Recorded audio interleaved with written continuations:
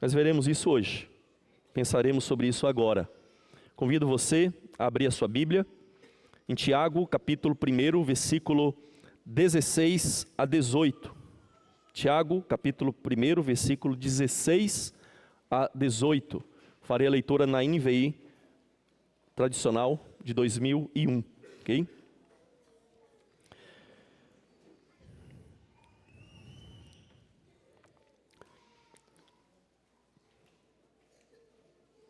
Tiago, capítulo 1, versículo 17 a 18, diz assim a palavra do Senhor.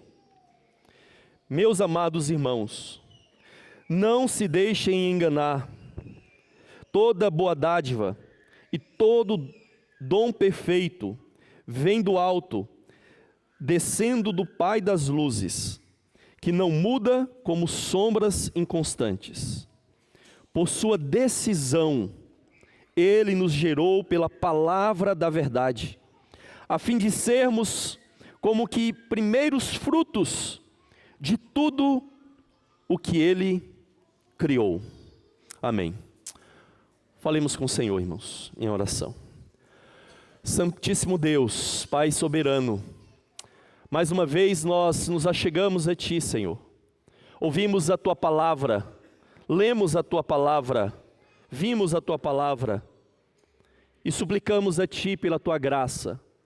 Suplicamos a Ti, Senhor, para que o Senhor nos ilumine, para vermos aquilo que o Senhor revela de Si mesmo na Tua palavra. Abra os nossos olhos, Senhor, para vermos a Tua grandeza, para vermos a Tua beleza, para vermos as Tuas perfeições, Senhor.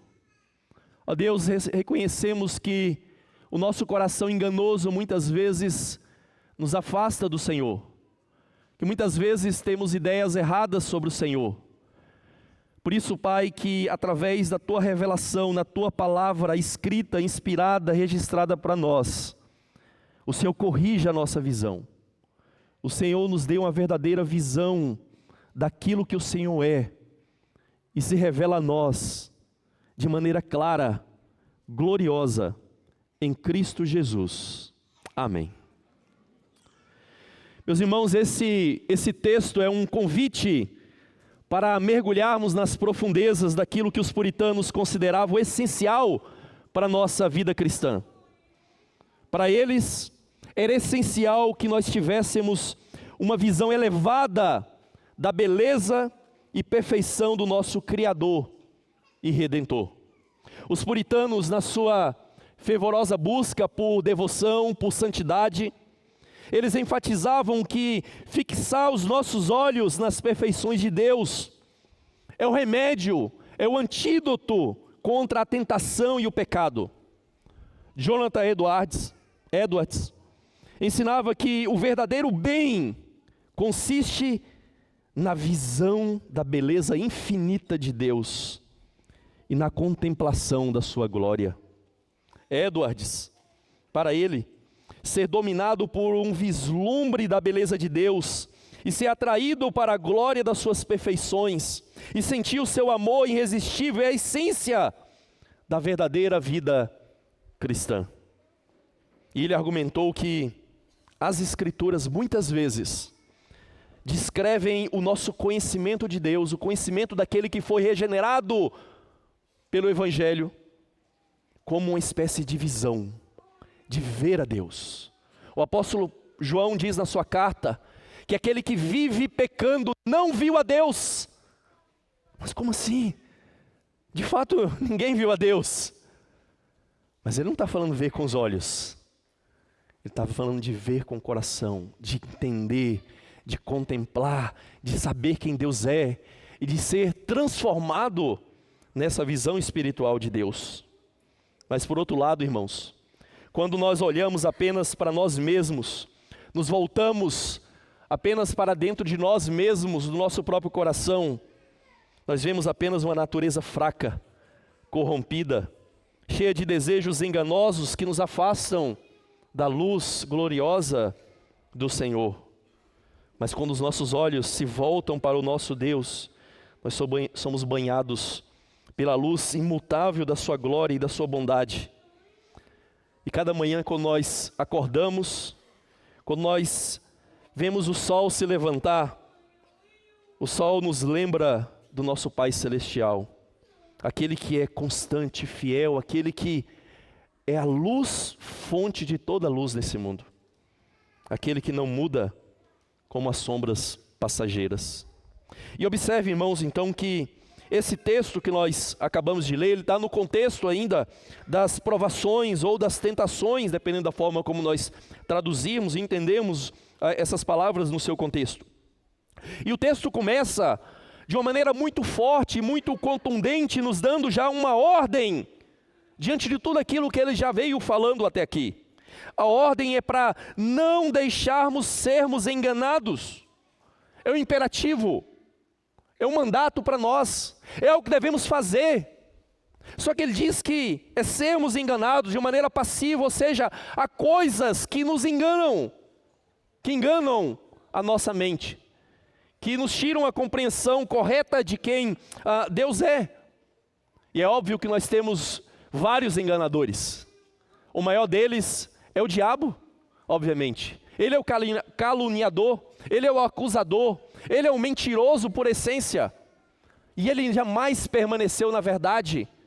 E é óbvio que ele quer que sejamos enganados a respeito de quem Deus é. Só que Tiago, nesse contexto, ele intencionalmente, ele deixa o diabo de fora. Porque muitas vezes nós achamos que a causa do nosso engano, direta, imediata, é o diabo. Mas não. Nós temos também o mundo. O mundo nos engana. As suas filosofias nos enganam. Livros, a televisão, a internet nos enganam. Mas Tiago também não toca nesse ponto. Veja que no contexto Tiago está focando naquilo que está em nós, no nosso coração. É dali que vem a fonte de todo engano. O diabo, o mundo não teria um poder algum sobre nós, se não fosse o nosso coração já propenso para o engano, para a mentira. É por isso que nós nos enganamos. E Tiago começa dessa maneira contundente, dizendo para não deixarmos sermos enganados. Não nos enganarmos em relação a quem Deus é, em relação à glória do Senhor. Então a ênfase aqui de Tiago está justamente nisso, em não sermos enganados. E ele destaca então a convicção que nós precisamos ter na bondade de Deus, na glória de Deus, na santidade de Deus, nas suas perfeições.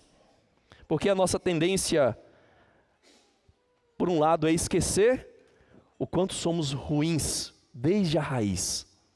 E por outro lado, é esquecer o quanto Deus é radicalmente perfeito e bom. E nós trocamos tudo. Nós achamos que somos melhores do que somos. E achamos que Deus é pior do que de fato Ele é na sua bondade. E portanto, irmãos, especialmente nesses tempos que nós passamos às vezes de provações, nós tendemos a esquecer tudo de bom que Deus nos deu. E tudo de bom que o próprio Deus é.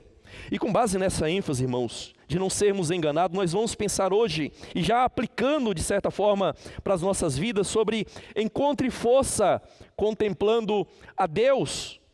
E a minha intenção é ressaltar e nos fazer contemplar a grandeza e a bondade do Pai, evidenciadas no Evangelho de Cristo, como motivação para uma vida perseverante na fé cristã.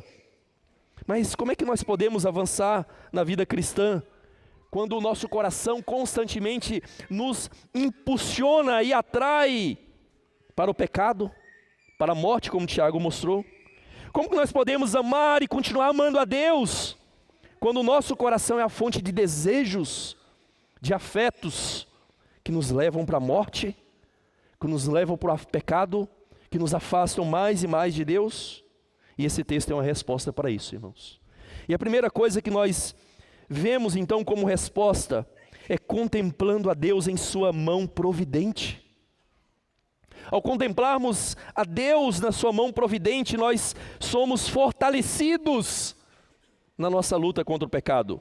Tiago diz no verso 17, na sua primeira parte: toda boa dádiva e todo dom perfeito vem do alto, descendo do Pai das luzes, que não muda como sombras inconstantes. Meus irmãos, desde o Éden, nós vemos as coisas de fato serem assim. Nós somos enganados. No Éden, Satanás plantou astutamente a dúvida em Eva sobre a bondade divina. Era como se Deus tivesse privando Eva de um bem necessário para ela, para Adão. Era como se Deus não fosse generoso o suficiente na sua providência em dar todas as árvores, porque Ele tinha privado eles de uma árvore, que eles não deveriam comer dela. Era como se Deus não fosse generoso o suficiente para com eles. E Satanás então foi astuto e mudou a perspectiva de Eva, de tudo aquilo que Deus tinha feito de bom e dado para eles, para aquilo que faltava, por a única coisa que Deus havia dito que eles não deveriam experimentar e provar. E Eva ali foi enganada a respeito de Deus, por causa da astúcia e da mentira de Satanás. E desde o Éden, irmãos, nós somos tentados a achar que nós não temos o que precisamos, não temos aquilo que é necessário para as nossas necessidades. E se não temos, é porque Deus nos privou, Deus não nos deu. Se pecamos, é porque Deus está causando a tentação. É o que nós muitas vezes imaginamos, e Tiago nega que de fato aconteça. E nós murmuramos, reclamamos, insatisfeitos com aquilo que as mãos de Deus nos dão. E nós somos tentados então a acreditar, por causa disso, de que somos nós que fazemos acontecer. Se queremos colher o bem, é nós que devemos fazer, plantar e colher o bem para nós mesmos. E achamos que nós somos a fonte suficiente de bem na nossa vida, e nós nos iludimos. Achamos que aquilo que temos de bom na nossa vida veio de nós mesmos, veio do nosso próprio trabalho, veio da nossa própria bondade, veio da nossa própria arte. Mas isso é mentira. E o texto nos mostra justamente isso. Quando Tiago, depois de dizer para não sermos enganados, ele diz: toda dádiva e todo dom perfeito são do alto. São lá do alto. Não veio daqui de baixo, não veio da sabedoria humana, não veio do coração humano, não veio do seu coração, veio do alto. Toda dádiva e todo dom perfeito. E ele repete duas palavras praticamente sinônimas para enfatizar que qualquer coisa boa que você prove, que você experimente na sua vida, veio dele, não veio de você, veio da graça do Senhor.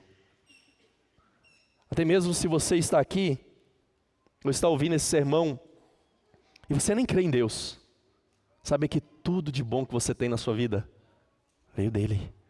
Você não precisa acreditar.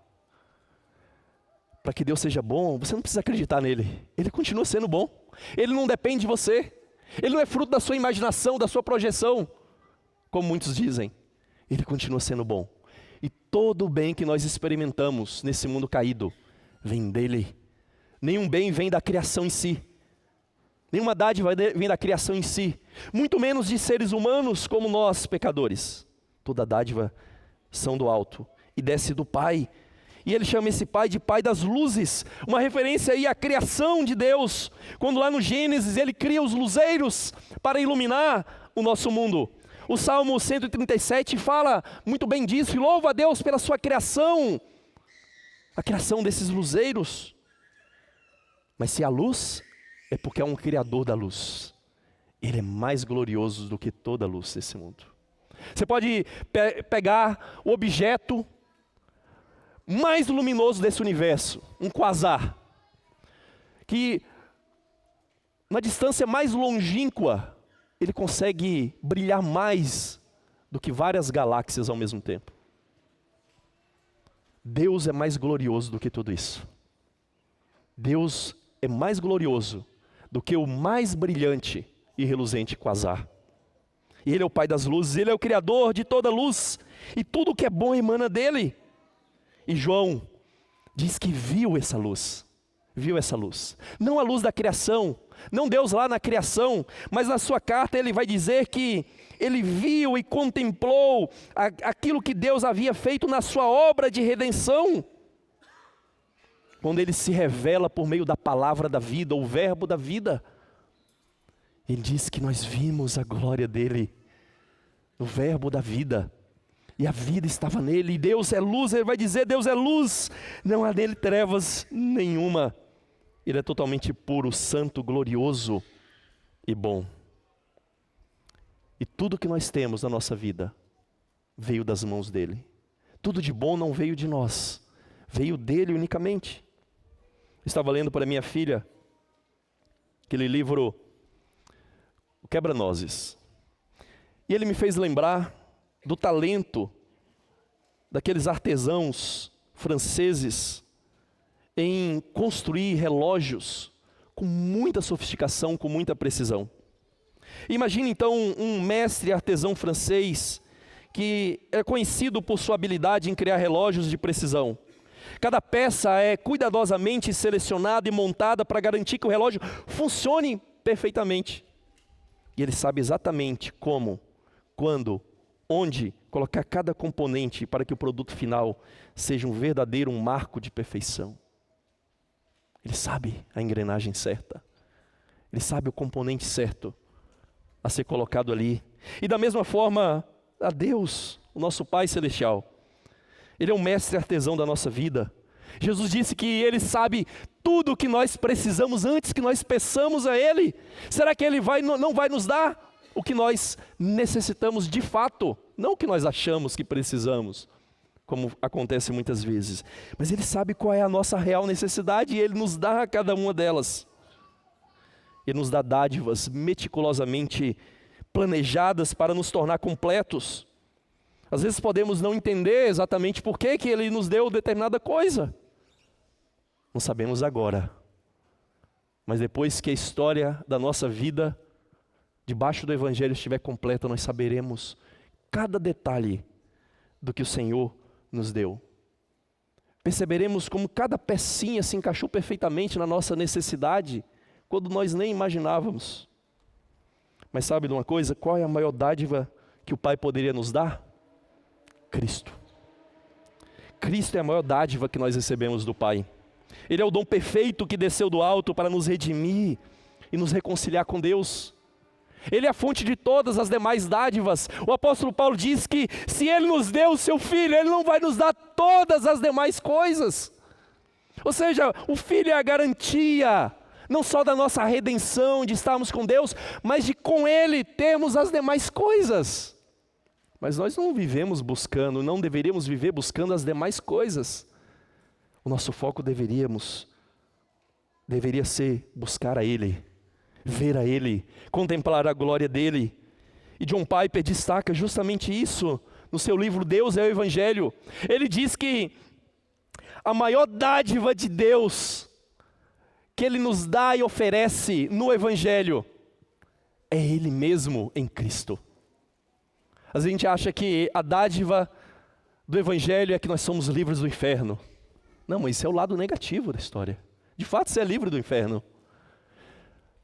A gente acha que a dádiva do Evangelho é ser livre do pecado. Não, isso é verdade, mas isso é uma parte só, a parte negativa. A grande dádiva, o grande dom, o grande benefício é que Deus se dá a si mesmo em Cristo. Que no Evangelho eu tenho a Cristo e eu posso me relacionar com Deus na pessoa de Cristo. E tenho acesso pessoal, íntimo à sua pessoa. Essa é a grande dádiva de Deus. E de onde isso veio? O Evangelho é a boa notícia para aqueles que tinham a má notícia, para aqueles que são pecadores, que não conseguiam por si mesmos obterem a boa notícia. Deus fez por você e Ele te dá como presente em Cristo Jesus. Então, irmãos, em primeiro lugar, nós encontramos força contemplando a Deus na sua mão providente, ao nos dar tudo aquilo que nós necessitamos, especialmente a Cristo. Mas em segundo lugar, contemplando a Deus em sua natureza imutável. Deus não muda, Ele não varia. O apóstolo Tiago vai dizer assim, que Ele é o Pai das luzes, que não muda como sombras inconstantes. Ele é sempre o mesmo, na sua natureza, no seu caráter, na sua santidade, na sua justiça, tudo que você imaginar que Deus é, Ele é sempre o mesmo e constante. Os nossos corações humanos, irmãos, são como sombras furtivas, inconstantes, sempre mudando. Nós somos assaltados por desejos que sempre nos prometem satisfação, realização, identidade, mas nós sempre terminamos no mesmo lugar, frustrados. Cisternas rachadas, que não retêm água, é o que nós buscamos muitas vezes. Deixamos a Deus. O olhar introspectivamente para a nossa própria natureza e forças nos deixa vulneráveis, pois somos fracos e as nossas vontades são volúveis, são enganosas. Uma hora temos maior empenho e desejo de buscar o Senhor, de nos consagrar, de lermos mais a Escritura, de orarmos mais, de prestarmos mais culto a Deus, em casa e fora de casa, em público ou não.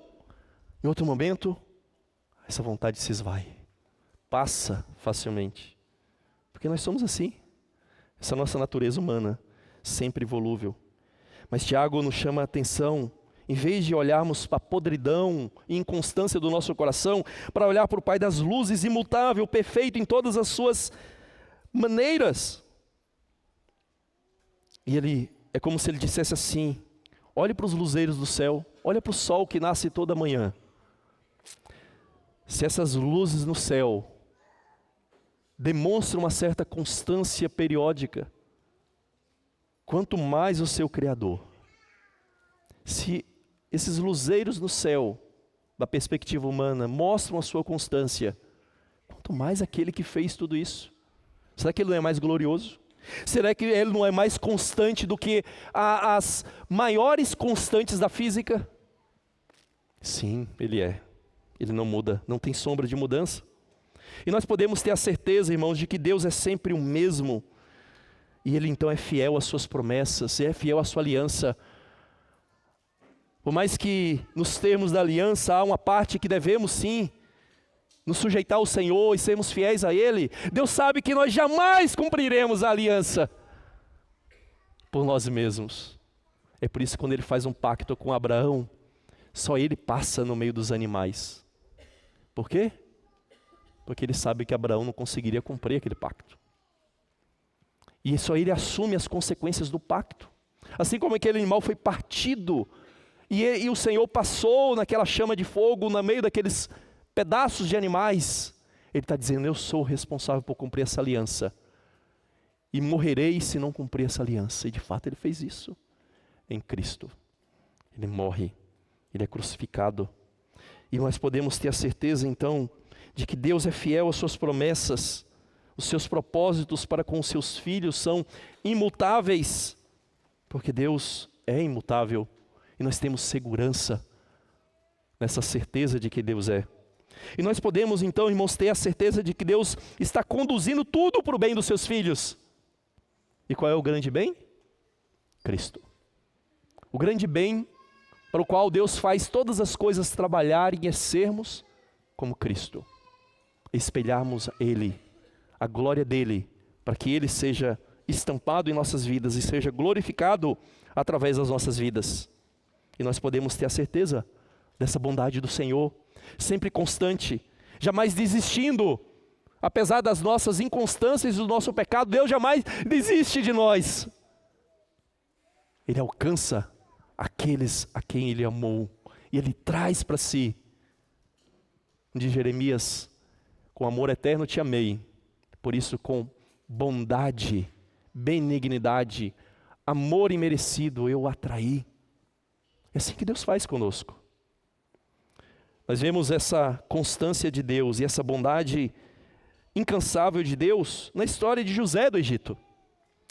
José tudo aquilo que ele passou na sua vida, as suas provações, as suas dificuldades. Provavelmente, como Jó, ele não estava entendendo nada do que estava acontecendo. Mas no final, ele vai dizer para os seus irmãos o seguinte: vocês intentaram o mal contra mim, mas Deus o bem. Eu sei que você conhece a tradução que vocês planejaram o mal contra mim, mas Deus transformou o mal em bem. Mas não é isso que está escrito lá. Deus não transformou o mal em bem. Deus fez o bem. É isso que o texto diz. Vocês planejaram o mal, mas Deus o bem. Isso é o que os gramáticos entendem como uma elipse, onde um termo da frase, da oração, é suprimido, mas é tirado do contexto. Então José diz que vocês planejaram ou intentaram o mal contra mim, mas Deus, aí é o verbo que é pego do contexto, Deus intentou bem. Ou seja, José entendeu que Deus estava fazendo o tempo todo bem para eles. E através de tudo aquilo, ele preservaria a vida deles. E conduziria aquele povo, preservaria o povo da aliança. E preservaria a linhagem que levaria a Cristo. Deus está fazendo o tempo todo bem. Deus não transforma mal em bem. Eu sei que tem uma forma da gente entender isso corretamente. Mas na verdade Deus está agindo sempre de maneira boa. Por mais que a gente não entenda. Esse é Deus. No livro de C.S. Lewis, O Cavalo e o Seu Menino, esse livro, Lewis conta a história de Shasta, um jovem rapaz que foi criado por um servo, como um servo de um pescador. E a história mostra muitos episódios da vida de Shasta, episódios misteriosos, episódios perigosos da sua vida. Certa ocasião, na verdade no início da história, nós sabemos que Shasta foi encontrado por um pescador em um barco, quase desfalecendo, quase morrendo. Depois a gente vê, no decorrer da história, que enquanto Shasta e Aravis fogem, eles são perseguidos por alguns leões. Em outro episódio, eles são perseguidos por um leão feroz, que os ataca, e Aravis é ferida. E essas e outras situações misteriosas vão acontecendo ao longo da história. Mas certa noite, Shasta está ali no breu, no escuro da noite. E ele escuta passos silenciosos, mas que dava para ouvir ali na relva. E ele então começa a perceber que há alguém ali, há alguma coisa ali. Ele não sabe o que é. Então ele resolve conversar com esse alguém. E esse alguém diz assim para Shasta: conte-me os seus pesares, conte-me as suas lutas, conte-me os seus dissabores. Era um convite ali de C.S. Lewis, na sua história, para oração, para que a gente abra o coração diante de Deus, e contando aquilo que nós temos passado, as nossas dificuldades, as nossas provações. E Shasta então relata toda a sua tristeza, toda a sua vida triste, todos os perigos que ele passou até chegar ali. Ele conta do azar de serem perseguidos por vários leões, mas aí então aquela voz diz para ele, era um leão. Mas Shasta pergunta assim, mas como você sabe que era um leão? Aí ele diz, era eu. E enquanto Shasta, assim diz o livro, enquanto Shasta estava boquiaberto de espanto e nada dizia, a voz prosseguiu, era eu, leão, que o obrigou a se juntar a Aravis. Era eu, gato, que o consolou em meio às casas dos mortos. Era eu, leão, que espantou os chacais quando você dormia. Era eu, leão, que deu aos cavalos a nova força do medo no último quilômetro para que vocês alcançassem o rei Luna a tempo. Era eu, leão, que você não recorda, que empurrou o barco onde você jazia quando era uma criança à beira da morte, para que chegasse à costa onde havia um homem sentado, desperto, à meia-noite, para recebê-lo. Então Shasta, já espantado com tudo isso, ele pergunta assim, quem é você? Aí ele responde, eu mesmo, com a voz grave e baixa, fazendo a terra tremer. Aqui C.S. Lewis quer nos lembrar de Deus Pai na sua glória, no seu poder. Depois ele diz, eu mesmo, alto, claro e alegre, mostrando Deus Filho. Depois ele responde de novo, eu mesmo, em sussurro fraco, que mal podia se ouvir, vindo de todos os lados, aqui remetendo à pessoa do Espírito Santo, e mostrando que ali em Asla, nele, na sua encarnação, como em Cristo, está a própria Trindade, está o próprio Deus, e era Ele na sua providência, cuidando de todas as coisas, quando Ele nem imaginava, quando cada um de nós nem imaginávamos. Isso também é a história de cada um de nós. E como nós cantamos nesse culto, misteriosos feitos são as obras do meu Deus. E em Cristo nós vemos que Deus está incansavelmente trabalhando, incansável e empenhado na sua providência para o bem dos seus filhos, irmãos. Mas por fim, contemplando a Deus em sua vontade redentiva, nós somos fortalecidos também. No versículo 18, Tiago diz assim, por sua decisão, preste atenção nisso, irmãos, por sua decisão, Ele nos gerou pela palavra da verdade, a fim de sermos como que primeiros frutos de tudo aquilo que Ele criou.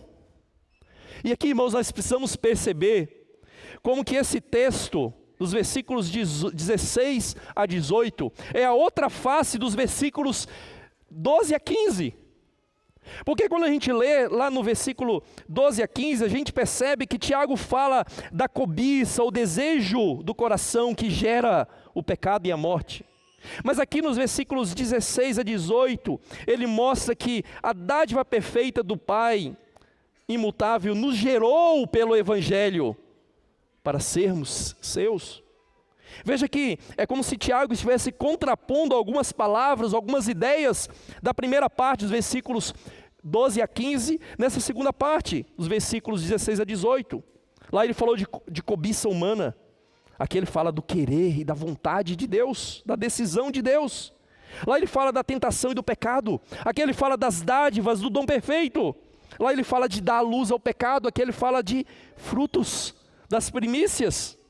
Lá ele fala de gerar a morte, e aqui ele usa novamente a mesma palavra grega, para gerar vida, para dar vida espiritual, por meio da palavra. E Tiago está mostrando então que a vontade, o querer, a decisão de Deus, nos gerou, nos deu vida. O pecado em nós gerou a morte, mas a decisão bondosa, graciosa de Deus, gerou vida. E como que ele fez isso? É dito aí pela palavra da verdade. Aqui certamente é uma referência, embora o Tiago não diga isso explicitamente, ao Evangelho de Cristo. E é assim que essa expressão, palavra da verdade, é usada em outros textos do apóstolo Paulo, por exemplo. Lá em Efésios 1:13 diz assim, nele também vocês, depois de que ouviram a palavra da verdade, aí ele completa, o evangelho da salvação, tendo nele também crido, vocês foram selados com a garantia do Espírito Santo.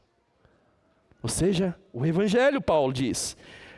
Aos Colossenses capítulo 1, verso 5, Paulo diz assim, por causa da esperança que lhes está reservada nos céus, a respeito da qual vocês ouviram por meio da palavra da verdade, o evangelho. É por isso que os intérpretes entendem que provavelmente Tiago está falando do evangelho aqui. Ele não está falando da palavra de Deus de maneira genérica, geral, da lei. Não, ele está falando do evangelho, da boa notícia de Cristo, daquilo que Cristo fez por nós, de quem Cristo é para nós.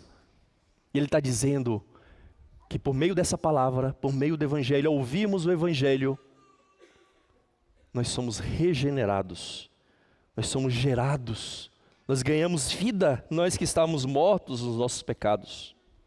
A cobiça de Adão e de Eva, irmãos, os levaram à morte. E não só eles, levaram todos nós à morte. Nascemos mortos nos nossos delitos, nos nossos pecados. Mas a boa dádiva, a boa vontade do Pai em Cristo gerou vida. A morte vem do nosso pecado. A vida vem do Evangelho de Cristo Jesus. E ele diz aí então, para certificar para os seus leitores e para nós que estamos ouvindo isso hoje, da bondade de Deus e de que Deus não vem o mal para as nossas vidas, e de que de Deus só vem a bondade dEle e a graça dEle para aqueles que são seus. Ele vai dizer que Deus fez isso para sermos primícias, ou primeiros frutos da criação. As primícias no Antigo Testamento eram um tipo de oferta que os israelitas deveriam trazer ano a ano ao Senhor. As primícias são os primeiros frutos da colheita, das suas plantações ou dos seus rebanhos. Então era a posse pessoal de Deus. Era uma oferta especialmente trazida para Deus. Não tinha uma quantidade específica, era um fecho daquilo que eles colhiam de cereal. Eram os primeiros animais nascidos no rebanho. Mas era a posse pessoal do Senhor. Também era a melhor parte da colheita, eles deveriam escolher a melhor parte nas suas plantações, daqueles melhores frutos, os mais bonitos, e levarem para o Senhor. E era uma garantia da colheita inteira, e lembrava eles da provisão de Deus, em dar o pão e dar aquilo que era necessário para eles. E aqui Tiago está dizendo que nós somos as primícias, somos os primeiros frutos da criação. Provavelmente Tiago aqui está remetendo à nova criação e o povo da aliança em Cristo. Nós somos os primeiros frutos da redenção em Cristo. Porque o apóstolo Paulo diz aos Colossenses que Cristo reconciliou consigo mesmo todas as coisas no céu e sobre a terra. Toda a criação é resgatada, é redimida por Cristo Jesus na sua cruz. Todas as coisas são reconciliadas com Ele, porque quando Adão e Eva pecaram, não foi só eles que caíram, a criação cai também, rui debaixo do pecado deles. E nós somos esse primeiro estágio dessa restauração, da criação do cosmos. E somos essa posse pessoal do Senhor. É dito lá em Apocalipse que Cristo comprou, aqueles redimidos que chegam diante do Senhor. Aqueles 144 mil representam todos aqueles que foram comprados da terra, da humanidade para o Senhor. E diz que eles são as primícias de Deus. Esse é o povo do Senhor. Aí quando você olha para tudo isso, será que os leitores de Tiago e cada um de nós deveríamos ter motivos para dizer que Deus não é bom? Que Deus está nos tentando para pecarmos? Que Deus está intencionando mal conosco? Que Deus quer que de fato nós pequemos, e é por isso que Ele manda tanta tentação? Tiago está dizendo, não, Deus não tenta. Ele não pode ser tentado pelo mal, porque Deus é bom. E Ele não tenta ninguém. Deus permite as provações, mas se você cair como tentação, a responsabilidade é sua, não foi de Deus. Ele não mandou com a intenção de que você, como filho dele, caísse. Porque tanto diz a palavra de Deus que junto com a provação Ele dá o livramento para que possamos suportar. Então Ele nos dá todas as coisas que nos conduz à vida e à piedade. E não podemos dizer que não resistimos porque não conseguíamos. Sim, largados a nós mesmos, sem Cristo e a sua graça nós jamais conseguiríamos. Mas em Cristo, Deus nos deu todas as coisas para a nossa vida e para a nossa piedade. Podemos resistir. Então não podemos olhar para tudo isso aqui no texto, irmãos, e achar que Deus não é bom. O texto está mostrando justamente, colocando diante dos nossos olhos a grandeza do Senhor, a bondade do Senhor, a perfeição do Senhor, a boa vontade do Senhor para aqueles que são dele. Mas você já percebeu como os nossos maiores afetos moldam as nossas ações e os nossos esforços? Já percebeu? Que são os seus afetos que moldam as suas ações e os seus esforços no dia a dia? Vamos pensar um pouco sobre isso. Você se dedica ao estudo, mesmo quando os estudos são enfadonhos, quando você não gosta da matéria, quando você não gosta do assunto, você não gosta do professor, você não gosta do livro, mas você se dedica. Por quê? Porque você antevê o resultado futuro. O diploma, a carreira dos sonhos, a sensação de conquista. Muitas vezes até você se sente recompensado pelo orgulho de tirar boas notas e mostrar e estampar na cara dos colegas, olha, tirei um 10. Não é assim? Mesmo não gostando, você se dedica. Por quê? Porque é um afeto no seu coração, porque você visualiza aquilo, aquilo te fisga, é tão visível, é tão palpável para você a carreira, os bens que você vai conseguir com aquela profissão, que você continua e persevera até o fim. Você se levanta todos os dias com determinação para trabalhar. Por que você faz isso? Porque você vislumbra os benefícios, os frutos do seu labor. Isso está claro, você consegue quase que tocar naquilo. A estabilidade financeira, o crescimento pessoal, a segurança para a sua família, o seu bem-estar. Esses benefícios brilham, cintilam diante dos seus olhos. E você meio que consegue sentir já eles. E não vê a hora de realmente colocar a mão neles. E esses objetivos estão bem alinhados com seus desejos mais profundos do coração. E por isso você os imagina, você pensa neles, você sonha com eles. Você acorda pensando, você dorme pensando neles. Você talvez esteja empenhado em encontrar uma namorada ou um namorado. Por que você faz isso? Por que você está nesse empenho todo? Por que você está nessa caça, como alguns dizem? Por quê? Porque você imagina a alegria e vê a alegria de compartilhar a vida com alguém especial. Você contempla o prazer e a satisfação de uma vida a dois. Você consegue visualizar isso. E se alguém te pensar, você consegue contar toda a história desse relacionamento no futuro. Sendo que ainda nem começou ainda. Por quê? Por causa dos seus afetos. E você visualiza isso, se apega a isso de uma maneira firme. Você se entrega aos seus hobbies com paixão. Por quê? Porque eles proporcionam deleite e prazer imediato. A euforia do jogo, o êxtase da criação artística de um filme, de uma série. Você passa horas vidrados em séries porque se sente cativado pela drama. Você não vê a hora de ver o final, o grande final, o que vai acontecer no final das contas. Por quê? Porque aquilo capturou sua imaginação, os seus afetos. E aquilo te move, aquilo te prende, aquilo te motiva. E te mantém caminhando, mantém indo atrás e buscando mais e mais. O fato é que em tudo isso na sua vida, você aprendeu a visualizar. Você aprendeu a ver como algo real, como algo palpável, mesmo que ainda não seja presente. E ao visualizar tudo isso com a sua imaginação, essas coisas se tornam reais e encantadoras para você. E te fisgam de uma maneira poderosa. Mas por que você não faz o mesmo, ou mais do que isso, em relação a Cristo? Por que você não tem esse mesmo empenho, essa mesma sede, esse mesmo desejo pelo Senhor? Porque talvez seja verdade na sua vida, que falta imaginação viva da sua pessoa, de realmente ver como palpável a sua pessoa e a sua obra na sua vida. Eugene Peterson, ele diz que nós precisamos de explicação e também de imaginação juntas. Que a explicação define, limita, nos mantém os pés no chão. Mas a imaginação está entre as principais glórias do ser humano.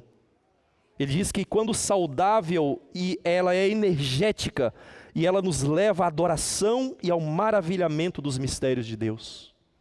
Ele diz que nós precisamos mais do que a mera explicação de quem Deus é, mais do que ler meramente um livro de teologia. Ele diz que nós devemos olhar para tudo aquilo, aprender tudo aquilo, manter os pés calcados na realidade de quem Deus é, mas ver aquilo, visualizar aquilo como real nas nossas vidas. Precisamos contemplar toda aquela grandeza, precisamos ver e contemplar atentamente a beleza gloriosa de quem Cristo é e daquilo que Cristo fez.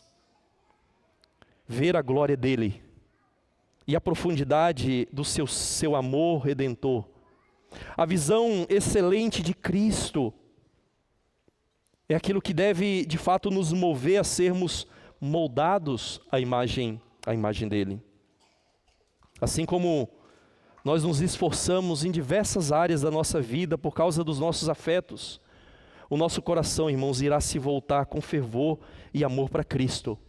E nós seremos mais parecidos com Ele quando formos mais fascinados, quando tivermos mais afeto. Mas só teremos mais afeto quando vermos Ele como as outras realidades da nossa vida. E vemos que Ele é mais glorioso do que tudo isso. E é então que nós, de fato, seremos motivados a perseverarmos em direção a Cristo e a crescermos na graça do Senhor, no conhecimento do Senhor. Thomas Chalmers tem um sermão chamado O Poder Expulsivo de um Novo Afeto. Nós já nos referimos a esse sermão outras vezes aqui. Foi traduzido recentemente pela Monergismo. E nesse livro ele destaca, na verdade nesse sermão ele destaca que a substituição de um afeto por outro é essencial para a transformação do nosso coração. Que a gente não vence desejos e afetos mundanos, pecaminosos, ou afetos menores, meramente tentando suprimir e sufocar eles. Não, isso é ineficaz contra a cobiça do nosso coração. Nós precisamos substituir os nossos afetos.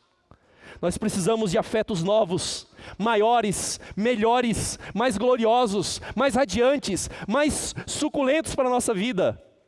É assim que a gente vence um afeto ruim. E é assim que você vence as tentações. É ver a Deus na face de Cristo como o mais belo, perfeito e desejável. É assim que você vence as tentações na sua vida. E Tiago destaca isso como uma verdade transformadora. Essa é a resposta de Tiago para as nossas necessidades. Não está dentro de nós a resposta, mas no caráter glorioso e nas dádivas perfeitas de Deus. Conhecer e contemplar a beleza de Deus é a chave para a gente vencer as tentações. Olhar para Cristo, para o seu esplendor glorioso e encontrarmos motivação e força na face dele.